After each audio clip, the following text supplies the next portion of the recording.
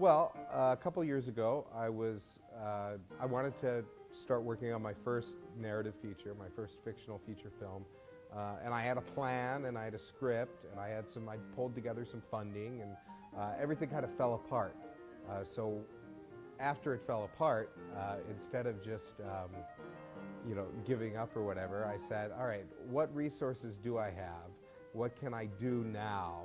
What do I have on hand that I can create a story out of? But like, how do I improve enough to become a great writer?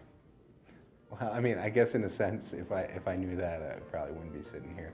And at that time, I had this great group of students who had very interesting lives, and some of them were going through very intense emotional things.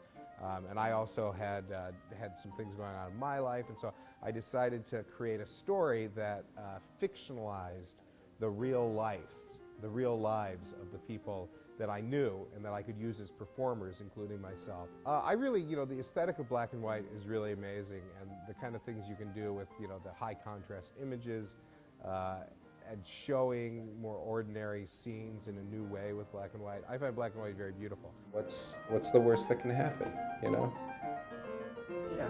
The practical consideration is also that you don't have to color correct in the same way, and you have a lot more latitude for post-production. And one of the real dilemmas for the independent filmmaker is you're working so quickly and usually with such limited resources that it's really hard to get that, crisp, spent 8 weeks in a color suite, color correcting in a digital suite, doing digital intermediates and all this stuff.